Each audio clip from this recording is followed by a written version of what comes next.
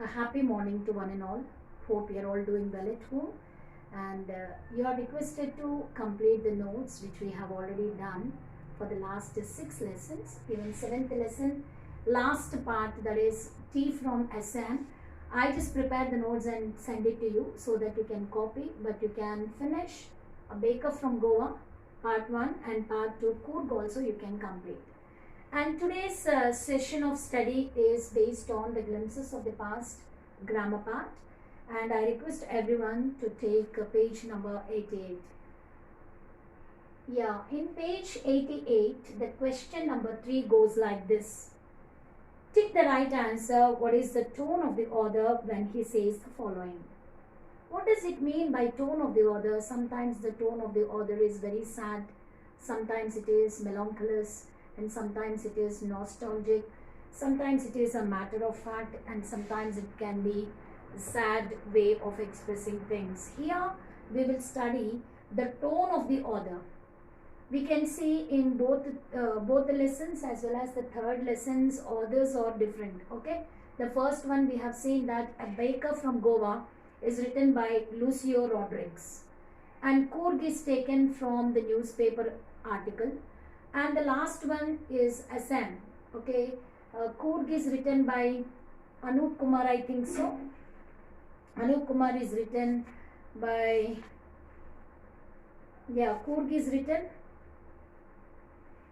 It's taken from the newspaper article only, but the last lesson, Tea from Assam, that's being taken from Anup Kumar Datta, I think so, because in the last few days we were learning the same lesson, glimpses of the past.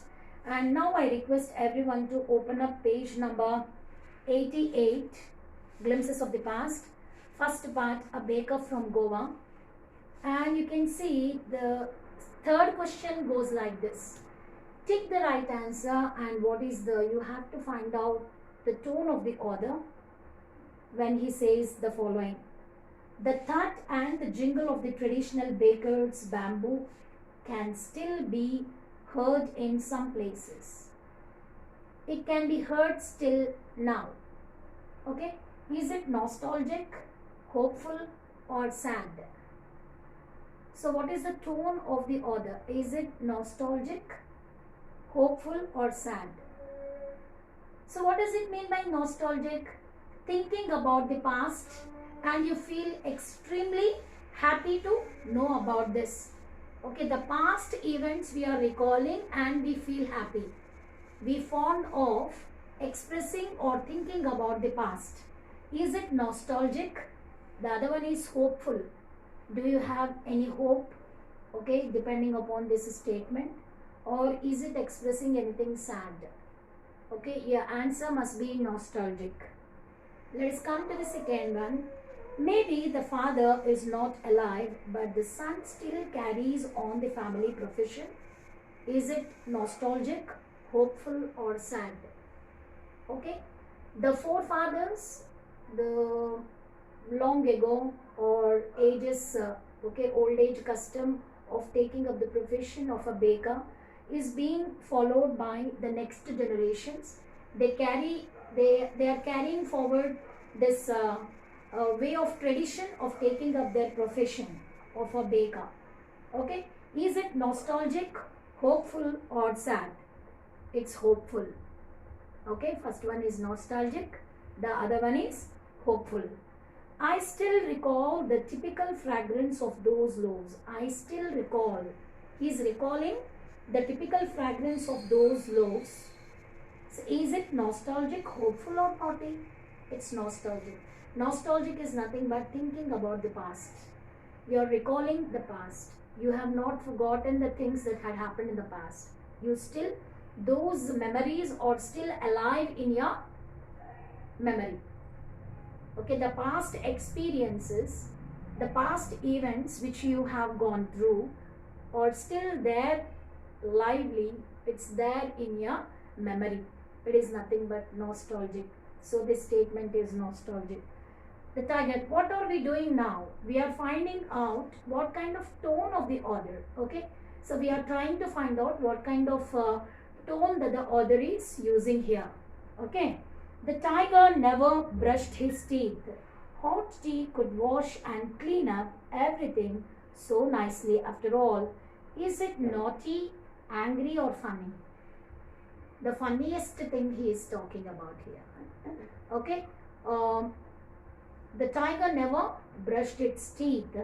Okay, the hot tea could clean up or wash up his mouth, and even humans in those days in Goa, they never washed their teeth, they never washed their mouth or brushed their teeth. But soon, as soon as they hear the bell or the thud of the jingling jing zang of that baker, they used to come out of the houses and they would be waiting at their doorstep for the person to come and take those bread bangles. So it is funny. It's not nostalgic. Of course, he is thinking about the past, but he is quoting something funny and something very strange and interesting to know. Okay, cakes and bolinhas are a must for Christmas as well as other festivals. Is it sad, hopeful, or matter of fact? It's a matter of fact. It's not hopeful. It's not sad. Okay, cakes and bolinhas are usually taken, or they are okay, usually consumed by these people at the time of feast, Christmas, and sometimes the other festivals also they are expecting to have these cakes and bolinhas. The other one, the baker and his family never starved. Okay, this is also most interesting thing that we need to get it. Okay, baker and his family never starved. Okay, it means it is such a profitable business.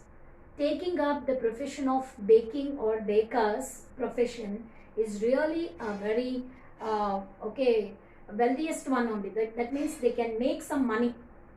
They are being prosperous. They never starved. They never had any problems in their life. Okay, their personal life and their private lives were led so happily. Even they are the backers. Okay, they always looked happy and prosperous. How do they look? How did they look in those days? They were very prosperous and also very happy. Is it matter of fact, hopeful, or sad? It is a matter of fact. What does it mean by matter of fact? Here I have written. Okay, can you see? Nostalgic means of the past. Sad, as you all know, feeling regret. And hopeful means having hope. And matter of fact in the sense it is truthful or true. Okay, whatever it is quoted here, it is true. Okay, the baker's life is never be a problematic life. Okay, he used to enjoy his life and he's being very prosperous, and his family never starved anymore. They lived very happy lives. Let us come to the writing part. In this extract, the author talks about traditional bread making during his childhood days. Complete the following table with the help of the clues on the left, then write a paragraph. What you have to do is, you have to write a nice paragraph depending on the clues given here. First one is the way the bread was baked. Okay, the mixtures and molders which were left by their forefathers were still being used by the current generations, and they used to keep up the traditional way of bread making. Okay, and the way the bread was baked. So the molders, mixtures, and the recipe of the forefathers of Goan bakers, and as well as the Portuguese people. Okay, the people, those who have invaded India and settled down in India, they used to eat the bread made by the local or native bakers. Okay, the way the padder sold bread, usually how did he sell the bread? Okay, by zang zang sound or zing zang sound he used to make and roam round the streets and by lanes, and he used to sell out the bread. What the padder wore, what kind of dress he wears. Okay, kabai is the dress worn by, it's a single piece garment. Actually it was not completely sewn one, it's a long gown. Okay, it's been it's a long frock like thing, which can be extended up to down the knees. Okay, it is called kabai. And when the padder was paid, usually at the end of the month, he used to collect his bills at the end of the month. How the paddle looked? He looks like a jackfruit, like a physique he used to maintain. Okay, he looks very plumpy. So all these things you have to keep together, and all the points you have to think about. You ponder about all the points and start writing a beautiful paragraph. Okay, depending on these clues, I'm gonna give this one as a homework. Let us come to page number group discussion. Actually, since we are at home, we cannot discuss anything. Maybe this one also can be given as a homework, but we will discuss. In groups, collect some information on how bakeries bake bread now and how the process has changed over time. Nowadays, nobody is using the age-old equipment. Now the modern equipment is used by the people of Goa, and so quickly, in no time they are preparing bread. In no time they are making a number of loaves. Okay, how it is possible? Or they still following the olden method? Maybe the recipe they are following, but the equipment, the machinery, or maybe whatever the equipment that they are using for baking a bread is not the old type, I think so. Maybe some areas still this olden or traditional type of baking equipment is being used. Let us come to the second one. Okay, and the process is changed over time. That's quite common, and there are a number of craft based professions. Actually, bread making, carpentry work, okay, these are all skill oriented work. Okay, cooking is also one of the profitable job now. So nowadays we are calling chefs, not chefs in 5-star hotels. They are well paid, you know, they are well paid. And there are a number of craft based professions which are dying out. Usually, okay, it is dying out. Instead of man power, nowadays the machines have come. These machines are making all the jobs, okay, without having the help of any human hand. Okay, actually, is it a right process of happening things, and what are the adverse effects of this kind of things? Let us go through. Pick one of the crafts below, make a group presentation to the class about the skills required and the possible reasons for the decline of the craft. Every day, every year, okay, the craft work and the skill based work is declining. Okay, it is declining. So why it is happening? Okay, most of the craft workers are not been see, instead of hand looms, no, nowadays missionary looms are used to weave the clothes. Likewise, too many kinds, instead of humans, no, the machinery, the huge machinery is being used in the factories. Because of that, people are losing their jobs. Okay, no skilled worker is doing any kind of work, no skills are being used. Okay, instead of the humans, no, the machineries or machines are taking part. So much of machinery is used, and those machines are doing this work. That is really very pathetic situation. Okay, skill based workers are required. Okay, artisans, all of them are missing today. And can you think of ways to revive these crafts? How can we revive, or how can we improve the skill based workers in different kinds of fields? Okay, here some list is given. Actually, this is kept for group discussion, but what I wanted to do is I just wanted to make a little change in it, and I just wanted to turn this one as a project. Okay, so and each one of you will be given one project to do and collect the information on. Okay, let's go on.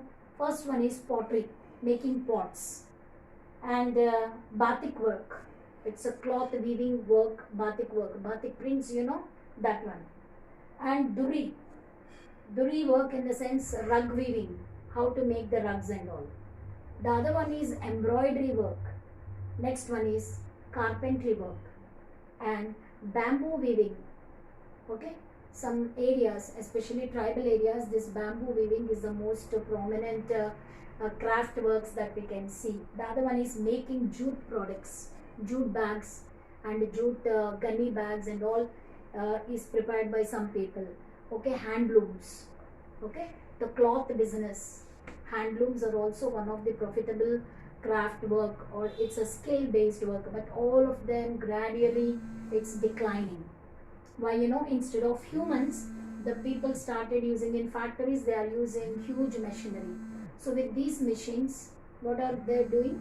They're just replacing the craft work with the machines. Okay, it's such a pathetic thing. We are not supposed to be supported that kind of issues, I mean that kind of proposals. Okay, it's a kind of proposal that no mankind is required, everything can be done by machines. What happens here?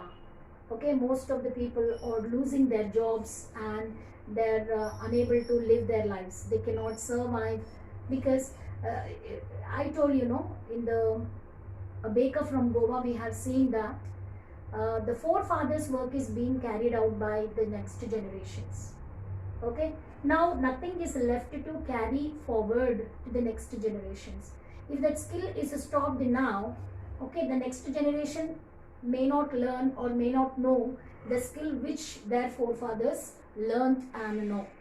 Okay, it should not happen. Skill should be improved, skill based work should go on. That is what PM Modi is talking about. Okay, skill based work should go on. No skill should be stopped or shunned, okay, for any reason. Okay, and let us go through Coorg, the exercises from Coorg. Okay, let's all of us must take up the page number 92. All of you must take page number 92. Here you can see, please come to 90. Okay, 93, thinking about the language. Okay, and collocations. What does it mean by collocations?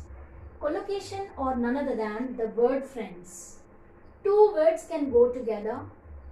If the noun is unable to go with an adjective, suppose an adverb is unable to go with a verb, they cannot be expressed.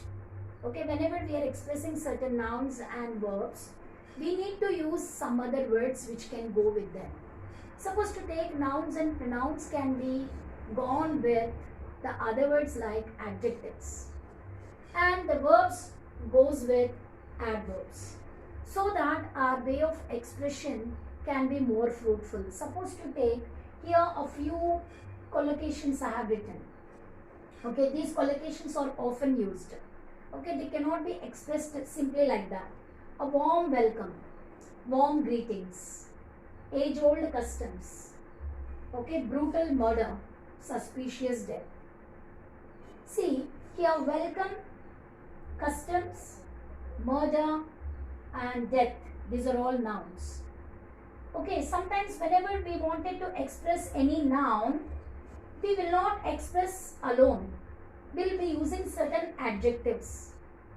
A warm welcome, an age-old or age-old customs. Suppose if you wanted to express only custom singular, an age-old custom. This is an age-old custom. This is a brutal murder. He is a suspicious, it is a suspicious death. So here when you come across these nouns, all the nouns if you observe, welcome, old, welcome, customs, murder and death. Okay, they cannot be expressed alone. Okay, in order to support those nouns, we have to use adjectives too. Co-locate. Location means telling its place. Co-locate means we will be using another word or we are also adding up something to that word. Co-locate. Co-locate means go together. Okay, here the noun is going together with an adjective. Okay, so these are not compound words. Compound words we'll be learning afterwards. Word pairings. Okay, when we learn about word pairings, there we can learn the compound words. When it comes to collocations, you try to understand how they would be. I'll be reading out the information regarding collocations. Certain words go together. How do they go? They never go alone. They go together. Such words are called collocated words. Okay, these words are also called friendly words or the companions. Word companions or word friends we call them. And For example, look at the paired sentences and phrases which are given below. Which is a common collocation and which one is odd? He is giving some odd ones and collocated words also. How old are you? How old are you? A pleasant person. What kind of person is he? He is a pleasant person. Pleasant person means a very gentle and kind personality. Okay? A pleasant person. A pleasant pillow is wrong. A very comfortable cushion pillow you can say. A comfortable cushion pillow you can say. But you cannot say a pleasant pillow. Pillow cannot be pleasant. A pillow can be more comfortable one. You can say cushion. What kind of pillow you can say? It's a soft velvety pillow. It's such a cozy pillow. Cozy bed we say. And it's a soft and well satisfied pillow, or it is a kind of a cushion pillow you can say. It's a soft and velvety pillow you can say. The pillow is too hard. It's a hard pillow. It's a soft and cozy pillow you can say. So certain words never go together and certain words that they definitely go together. Such words are called collocations. I hope you understand collocations. Let us come to the next one, that is pair of words. Here are some nouns from the text. What are those nouns? Culture, monks, surprise, experience, weather and tradition. Let's go on. Which with a partner and discuss which of the nouns can collocate. How can a noun can collocate with an adjective? Let's see in the next page. Okay, I mean in the below given exercises. Unique, terrible, unforgettable, serious, ancient, wide and sudden. So in the previous one, in the same exercise, the words which are given above are culture, monks, surprise, experience, weather and tradition. All these words are nouns. The below given words after the question are all adjectives. Which adjective can collocate with the noun? We will see. For example, culture is given. What kind of culture? It can be a unique culture. It can be an ancient culture. Both are correct. Monks. With monks, what we can write? Ancient monks we can write. Okay? Ancient monk. Surprise. A sudden surprise. Simply take sudden and surprise. And experience. What kind of experience? An unforgettable experience. We never forget that experience. It is such a unforgettable experience. Weather. How is the weather? Okay, you have to express the weather condition. Okay, weather is, it's such a terrible weather. Terrible means not at all comfortable. Okay, it is causing terror. Okay, it's causing terror. It's such a terrible, it's causing such a terrible weather. Terrible weather means we cannot tolerate this weather. It's too extreme, maybe too hot or extremely cool or extremely rainy. Okay, such weather is called a terrible weather. Next one, tradition. What kind of tradition we can say? It's an ancient tradition. Okay. Serious tradition we never say. Ancient tradition we can say. Okay. So these are the things. Culture can be unique culture, or culture also can be ancient culture. When it comes to monks, an ancient monk. Surprise, sudden surprise. Experience, unforgettable experience. Weather, terrible weather. Tradition, ancient tradition. I think till here we have gone through. The next lesson we can go through. Actually one more is there. I wanted to complete this one. If it is completed, our okay, exercises can be done. Maybe next time we will continue these exercises. Okay. Until then, goodbye children. Take care and try to go through all these exercises which we have discussed today in the class. Okay. Thank you all.